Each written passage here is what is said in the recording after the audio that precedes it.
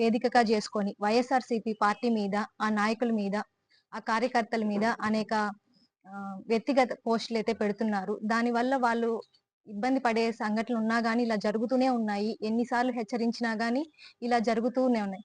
ఇప్పుడు అయితే మరి చిలకపాటి మధు అనే వ్యక్తి ఒక సామాజిక వర్గాన్నే అనేటట్టుగా ఒక పోస్ట్ అయితే పెట్టారు. ఆ పోస్ట్ వల్ల మా యాదవ సామాజిక వర్గం చాలా ఇబ్బంది పడుతుంది. చాలా బాధపడుతున్నాము. ఇలాంటి పోస్టులు ఒక సోషల్ మీడియాలో వేదికగా చేసుకొని ఆయన పెడుతున్నప్పటికీ, ఇప్పుడున్న అధికార పార్టీ కానీ, అదే విధంగా ప్రభుత్వం కానీ ఎటువంటి స్పందన లేకుండా ఇప్పటి వరకు దీనిపైన ఏ వ్యాఖ్యలు చేయలేదు. దీన్ని మనం గమనించాల్సిందిగా నేను తెలియజేస్తున్నాను. అతను ఒక విలేకరి అయి ఉండి కూడా కులాల ఒక కులాల మీద ఇలాంటి వ్యాఖ్యలు చేయటం ఎంతవరకు కరెక్ట్ అని నేను ఈ సందర్భంగా మిమ్మల్ని ప్రశ్నిస్తున్నాను. ఇట్లాగే ఇంతకు ముందు కూడా ఒక పోస్ట్ అయితే పెట్టడం జరిగింది వ్యక్తిగతంగా.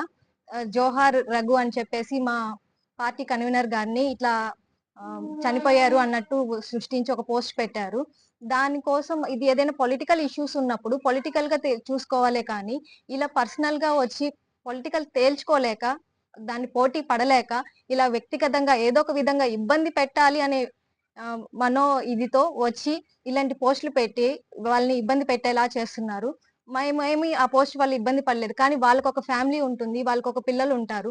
ఆ పోస్ట్ వల్ల వాళ్ళ ఎంత మనోవేదనకి గురై ఉంటారో తెలుసుకోవాలి. ఇలాంటి పోస్టులు పెట్టే ముందు మనం ఆలోచించుకోవాలి. ఎలా పెట్టాలి ఏంటి అనేది.